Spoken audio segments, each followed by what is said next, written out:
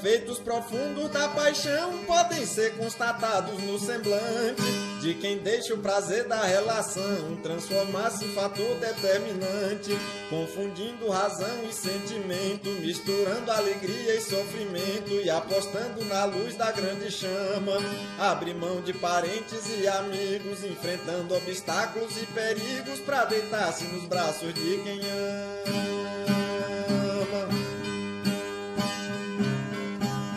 Quem não vê que se envolve numa trama por estar se entregando ardentemente, sente o peso das lágrimas que derrama quando o ente adorado está ausente. O desejo se torna absoluto, sem parar de pensar um só minuto na imagem do ser que lhe fascina. A pessoa que está apaixonada, pouco a pouco se sente dominada por um surto que a mente não domina. A paixão é um céu que descortina muitos astros de brilho transitório. Quem se atreve a voar não imagina que o cenário do voo é ilusório. E ao agir sem medir as consequências, nem notar o teor das evidências de que tudo não passa de aventura. Muito tempo é perdido sem retorno. Quando o clima começa a ficar morno, vê-se um sonho beijando a sepultura.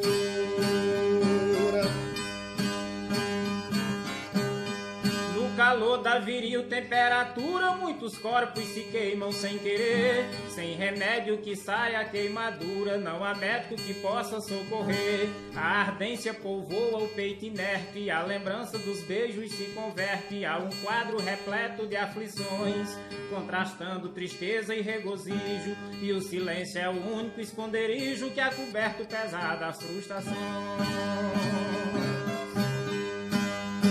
Se arriscando a sofrer decepções, quem mergulha de vez em um romance não separa o real e as ilusões, nem aceita perder a última chance. Com os pés sobre o chão e a mente aérea, sem dar fé que a paixão não é etérea, sai de órbita sonhando alto demais, se encontrando em estado de euforia, só percebe que tudo é fantasia quando a mágica do sonho se desfaz.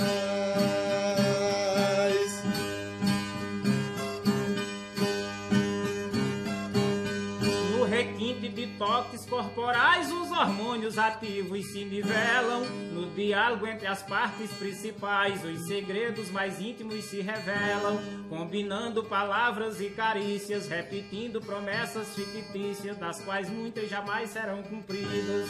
Os dois tentam se unir, mas não se enlaçam, e os destinos opostos ameaçam a futura união de duas vidas.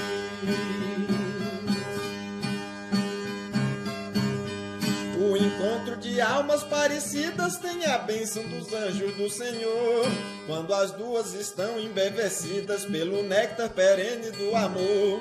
As pupilas dilatam, os lábios coram, as manias e os hábitos se aprimoram para tornar o convívio prazeroso. Por quem ama, outro ponto é obtido, tendo a cumplicidade e a libido, o namoro é mais forte e mais gostoso.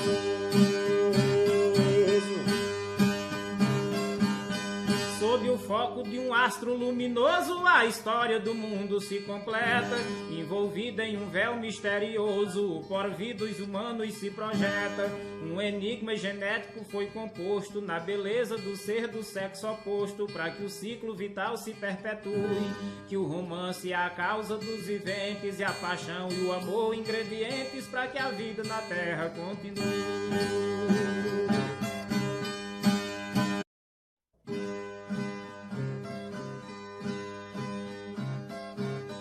Quando os músculos humanos retesados não tiverem as fábricas mais acesso e só as máquinas mandarem no progresso, por androides seremos governados. Novos micros serão mecanizados, tendo a habilidade de pensar, produzir, receber e argumentar, tendo a humanidade por refém. Quem vai dar um emprego para quem tem o emprego que a máquina vai tomar? Não é mais novidade em nossos dias se encontrar escritórios virtuais. Já existem robôs em hospitais, excelentes em microcirurgias. Uma câmera é melhor que 10 vigias, 1000 ouvidos não são como um radar. E uma máquina consegue trabalhar quase sem a ajuda de ninguém. Quem vai dar um emprego pra quem tem o emprego que a máquina vai tomar?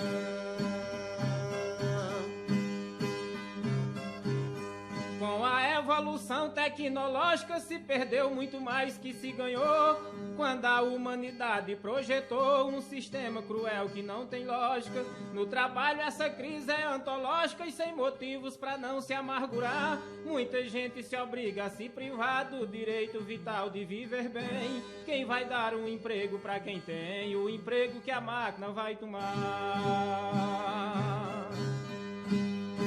Onde o foco maior é o cifrão, o valor social é esquecido e o fator da justiça é excluído quando inclui-se o fator da exclusão. Com robôs aumentando a produção, empresários enricam sem pensar que a fortuna febril pode custar a miséria vivida por alguém. Quem vai dar um emprego pra quem tem o emprego que a máquina vai tomar?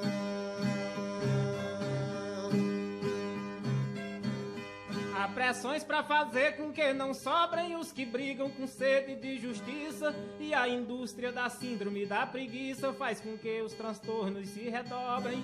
As pessoas mais frágeis não descobrem no seu íntimo a coragem pra lutar, logo perde a vontade de sonhar, pois desejos utópicos não convém. Quem vai dar um emprego pra quem tem o emprego que a máquina vai tomar? Com 2 eixos agindo em unidade, administração e eletrônica, progrediu a ciência mecatrônica e regrediu a noção da igualdade. Hoje vemos o fruto da maldade do chamado progresso a atrasar, o progresso de quem quer trabalhar esperando uma chance que não vem. Quem vai dar um emprego pra quem tem o emprego que a máquina vai tomar?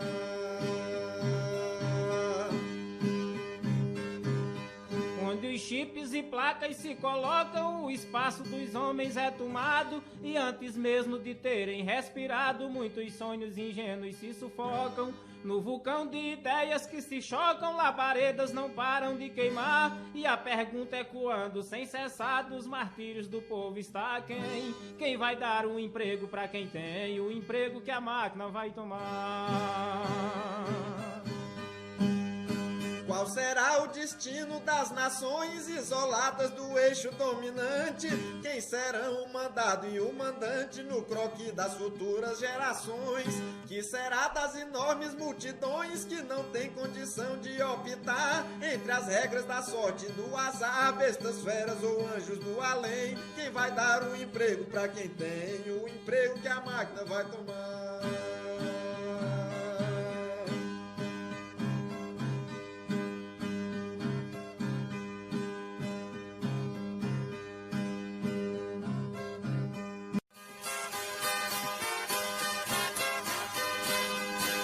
Queria assistir um desafio entre Chico de Assis e João Santana, vai notar que sou eu o mais bacana e que é ele o mais fraco e arredio.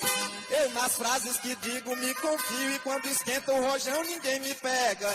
Já Francisco cantando nada alega e que possui baixo status, é visível se eu baixar 30 vezes o meu nível, ainda canto melhor que o meu colega.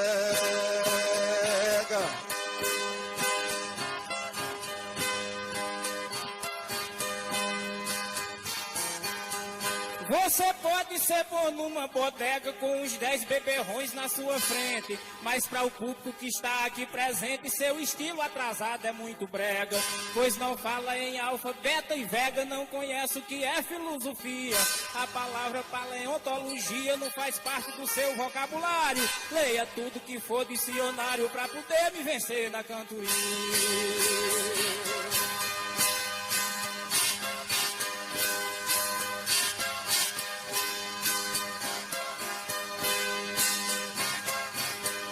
Se você não souber biologia, como ocorrem os processos de meiose, transdução de DNA, mitose, mutação, seleção e endogamia.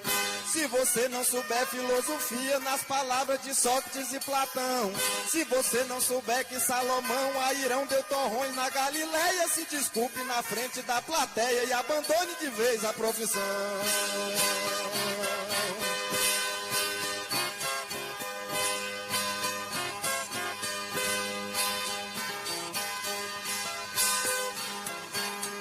Eu cantando elucido Poseidão, inundando a planície de Eleusis, a porfia de Zeu com outros deuses e o formato do corpo de Tritão. Eu explico que Brontes é trovão, já é terra e Urano é o grande céu, que o primeiro é Caton, Crebre e Ariel e atentar contra Metis é inútil, mas você pelo fato de ser inútil, a cabeça só presta pra chapéu.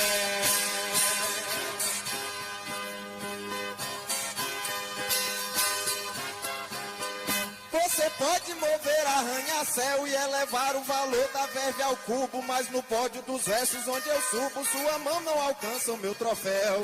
Se você não souber porque o véu na Arábia é usado com frequência, se você não souber que a existência do chanchado se deve aos cangaceiros, não vou mais persistir nesses roteiros, pois já vi que lhe falta inteligência.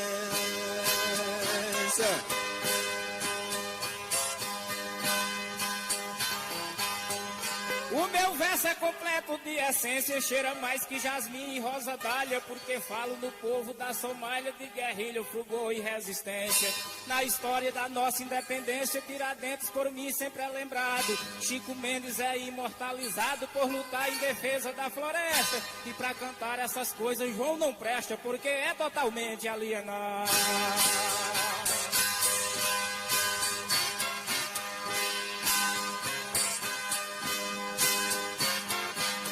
O meu verso é um mundo ornamentado por sublimes auroras boreais, arco-íris, cometas e cristais fazem parte do meu grande legado. Já você desse campo foi privado e coisas lindas não canta nem de cor. Não distingue um soldado de um major, não conhece as medidas de distância e pelo peso da sua ignorância, se eu cantasse sozinho era melhor.